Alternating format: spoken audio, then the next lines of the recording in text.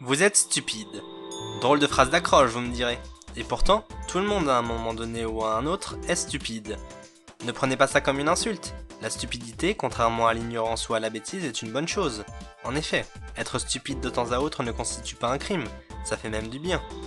On ne peut pas être fin en toutes circonstances, cela impose trop de pression. Et puis, si vous étiez fin tout le temps, vous finiriez par développer un ego surdimensionné, et ça, quoi que l'on en dise, n'est certainement pas une bonne chose. Vous le comprendrez bien assez tôt, je suis stupide. Mais alors, très stupide. Non pas que cela me pèse, loin de là.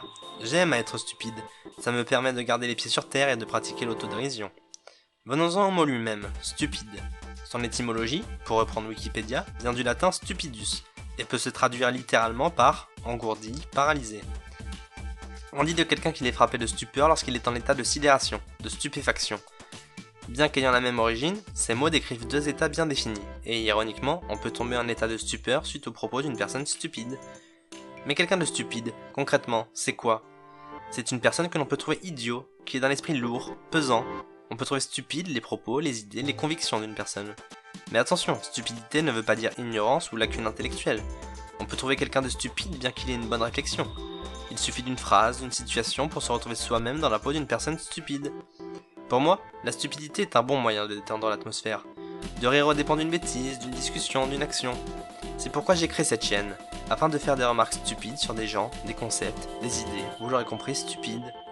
Je vais à présent conclure cette introduction avec un exemple de stupidité quotidienne qui arrive à beaucoup de gens. Je vais vous parler de ce moment stupide lorsque le matin votre réveil sonne et où vous devriez théoriquement vous lever, vous le repoussez de 5 minutes.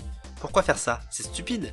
Si vous vouliez dormir plus longtemps, vous auriez mieux fait de mettre votre réveil à l'heure à laquelle vous savez que le repousser serait une erreur, par peur d'être en retard ou tout simplement par envie de profiter de votre journée.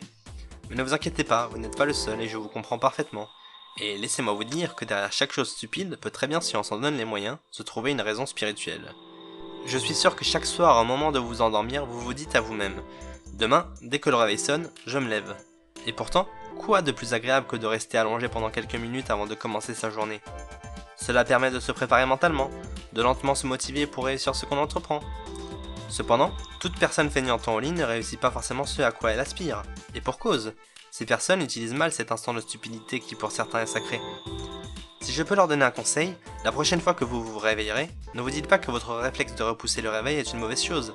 Dites-vous plutôt « Bon alors, qu'est-ce que je vais faire aujourd'hui ?» Mettez la machine en route, les yeux fermés, projetez-vous, imaginez les différentes situations dans lesquelles vous allez vous retrouver, anticipez chaque petit détail qui fera de cette journée une bonne journée.